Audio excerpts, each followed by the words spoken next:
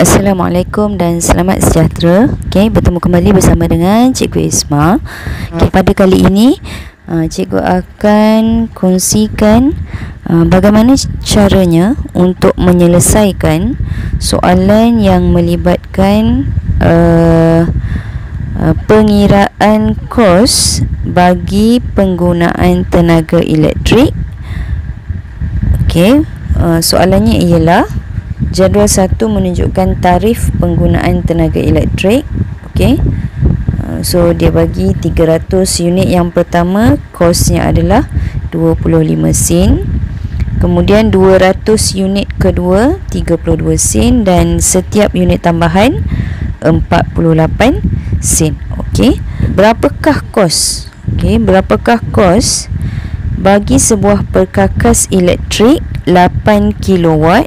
8 kilowatt. So ini dia punya kuasa untuk 187 jam. So ini dia punya masa. So perkakas elektrik ini mempunyai kuasa 8 kilowatt dan digunakan selama 187 jam. So kita kena cari dia punya kos. Pengetahuan ataupun maklumat yang kita kena tahu. Yang pertama iaitu jumlah tenaga elektrik yang digunakan oleh suatu peralatan elektrik dalam masa tertentu. Tenaga elektrik. Tenaga elektrik sama dengan kadar kuasa darab dengan masa. Ataupun E equals to PT. So ini adalah jumlah tenaga elektrik. Kemudian untuk pengiraan kos penggunaan tenaga elektrik, kita mesti tahu yang pertama, tenaga elektrik yang digunakan dalam kehidupan seharian disukat dalam unit kilowatt jam.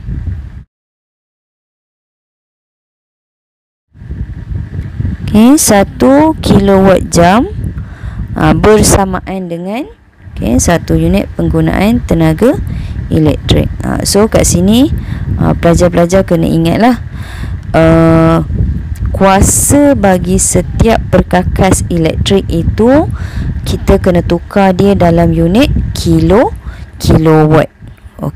Dalam unit kilowatt. Contoh. Contoh kita ada satu kipas. Kipas berkuasa kuasa kipas adalah 50 watt. 50 watt. So kita kena tukarkan 50 watt ini kepada kilowatt. So kita akan dapat 0.05 kilowatt.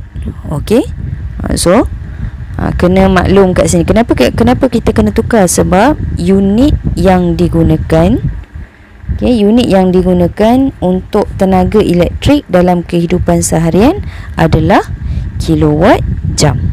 Kilowatt jam. Kemudian yang kedua, kita kena tahu kos. Kos penggunaan adalah sama dengan bilangan unit darab dengan harga satu unit elektrik. Dalam soalan ni tulis kos per unit. Kos per unit. Kos per unit ataupun dalam bil ditulis tarif. Iaitu harga untuk satu unit. Sekarang kita pergi kepada penyelesaian soalan.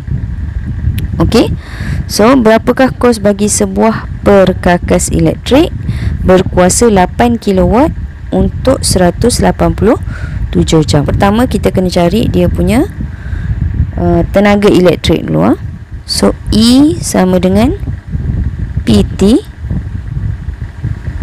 So P 8 kilowatt darab dengan 187 jam. So kita dapat 1496 kilowatt jam. Okey, kemudian apa yang kita kena buat? Kita kena agihkan nilai ini mengikut kos per unit. Okey, pelajar-pelajar boleh conteng jadual ni. So kita tahu tadi apa? 1496 kilowatt jam ini bersamaan dengan 1496 unit. Okey, so kita letakkan nilai ini pada jadual 1496 unit. Okey, kemudian kita agihkan. Okey, so 300 unit yang pertama, okey, daripada nilai 1496. Okey, kemudian kita tolak lagi 200 unit untuk kos agihan kos yang kedua, iaitu 32 sen. Kemudian bakinya, okey, bakinya 1496 tolak 300 tolak 200. So kita dapat 996. So 996 unit untuk nilai 48 sen. Okey, so apa yang kita buat? Kita darabkan. Okey, so kita darabkan, kemudian kita dapat nilai bagi setiap kos ini, barulah akhirnya kita tambah. Okey, so berapa nilai kita dapat? Yang ni 75, 64, 478 8 sen. Okey, kemudian kita totalkan 617 sen. Okey, selesai. So kita dah dapat jawapannya D. Semoga penerangan yang cikgu berikan ini mudah difahami. Okey, dan jangan lupa sharekan video ini sekiranya bermanfaat. Assalamualaikum dan selamat sejahtera.